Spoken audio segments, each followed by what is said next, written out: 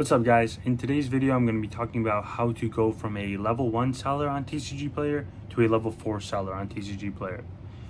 By getting to level 4 on TCGplayer, you can list as many items as you want, which is very important when it comes to running your own Pokemon reselling business. Because the way that TCGplayer works is the more inventory you have, the easier it is to make sales, which sounds pretty obvious. Having more items means more sales, but the way TCGplayer works is that people will use it to build decks and complete their sets. So if you have a bigger variety of items, then people will be more inclined to purchase from your store rather than someone else, because buying from multiple sellers on TCGplayer can be quite tedious and very annoying to deal with, especially when you're doing like hundreds of orders at a time. Another big reason is the cart optimizer, which automatically fills up your cart based on the cards you need. So if you have all the items that a certain customer needs, then it'll give them all of your items, which will lead to a lot of big sales.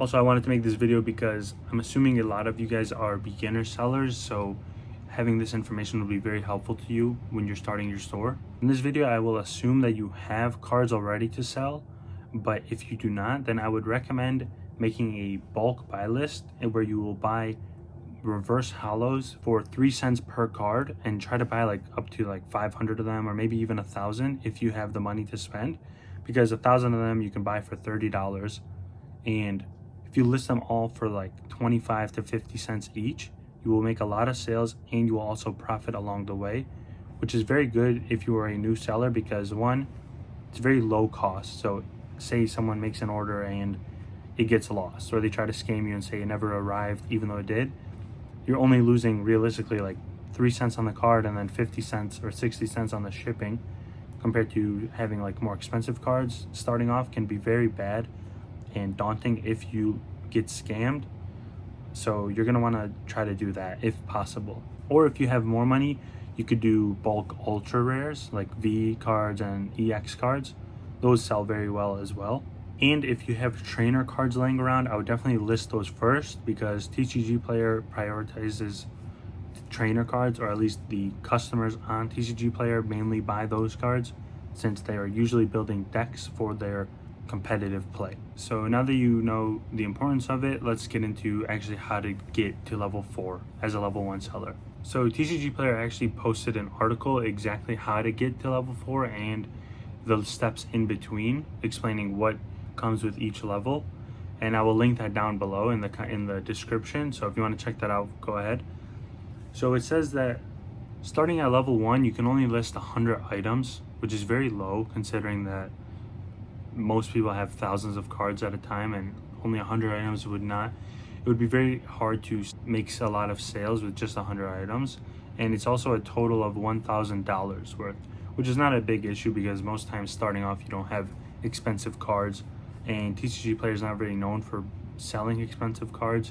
You usually deal with the lower cost, below $1 cards and the competitive cards. So to get from level 1 to level 2, you need at least 2 orders that have reached the expected delivery date. And to do this, you will want to ship with tracking so that you can prove that it arrived on time. Whereas shipping with a standard envelope, you kind of have to hope that the buyer sets your item as arrived and gives you feedback, because there's really no way to verify that it arrived unless the customer says so. So you're going to want to sell something with tracking, and you will take a few losses most likely if you're selling cheaper cards, but it's worth it in the long run so that you get to the level 4 part. Another part of getting to level 2 is that your feedback ratio is above 80%. So to do that, just ship fast, package it properly, and maybe write a note if you want, just as like explain your story and say feedback would be like very nice and it would help your store a lot. Another crucial thing to getting good feedback is your conditioning.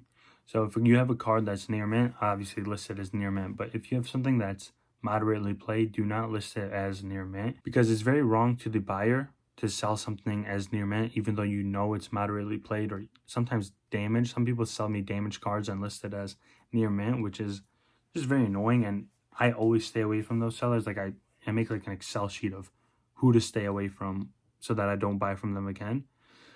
And So yeah, you're just gonna want to condition them accurately and try to grade harder than you would expect. So if you think something is near mint but it might be lightly played, list it as lightly played, because the last thing you want is someone to buy from you and then complain and leave a negative feedback over a light played card compared to a near mint, which usually the price is only like a 10-cent difference. So just you have to be as honest and open as possible in order to prevent people from leaving bad reviews. So doing that would get you to level 2, which is pretty easy in my opinion, just making basically 2 sales and getting feedback on at least one of them. So that's very easy. So this will take you to level 2, and this is what level 2 gets you.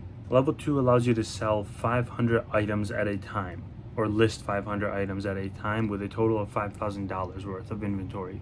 This will help scale your store a lot because 500 items is obviously getting in the path of being able to list a lot more cards.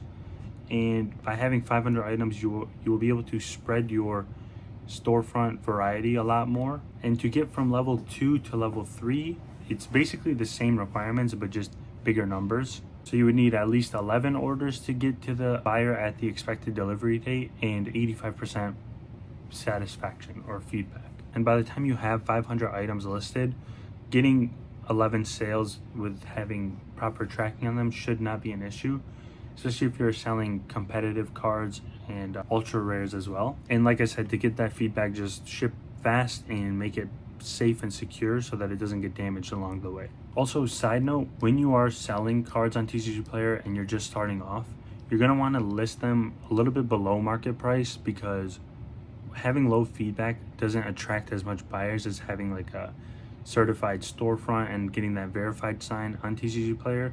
So in order to compete with that, you need to have the cheapest price most times, which you can usually compete by just doing it like 2 cents lower or something, but you're going to want to outprice everyone in order to get to level 4. And then once you get to level 4, you can list as high as you want, to be honest. Once you get to level 3, you're kind of established as a store and you can list as many. You are still limited to 50,000 items, but you can basically list as much as you want, because in my example, I've been running for 3 years and I've only ever maxed out at like 13,000 items listed on TCGplayer. So unless you're doing like a full bulk store, for level 3 you will be pretty safe, but of course you're going to want to get to level 4, but level 3 is very good to start increasing your store. Also, once you get to level 3, you have no max limit on the amount of items you could list in a day. So if you want to just crank them all out and get it all done in one day like you had to with the other levels, then this isn't an issue anymore, which is very good, because some days, like in my example, I could list like 2,000 cards a day if I have everything organized and prepped. But if there's a limit, then that would obviously slow me down. But now that once you get to level 3, there's no limit, so that's very helpful. And getting to level 4 from this point is pretty easy, because you only need 51 orders that have arrived in the expected delivery date. And if you have 50,000 items listed, then having 51 orders with that is no problem. And you also need to have a feedback ratio of 90%.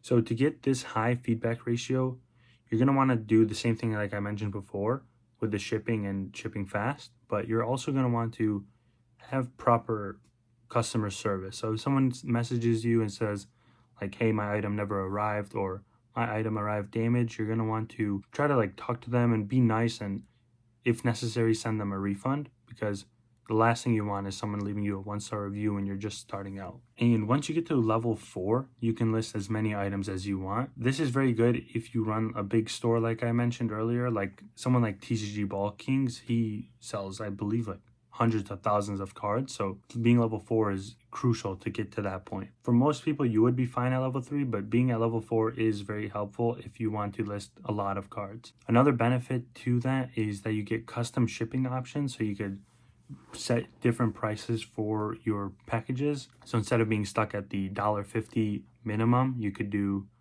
any price you want. And I believe level 4 is when you can start offering free shipping, unless they remove that now, but they used to offer that for level 4 sellers. Another great thing for being a level 4 seller is the pricing tab, which it says is exclusive to level 4 sellers, but I'm pretty sure it's available for everyone. But this allows you to list cards extremely fast. Like I could list hundreds of cards at a time in like 2 minutes, compared to individually typing in each item and then adding them one by one takes me like an hour. So this is very important if you want to list a lot of items. Overall, this process should take you around a month or two to get to level 4. Some people can get it done quicker if they have very competitive cards, but some people may take longer.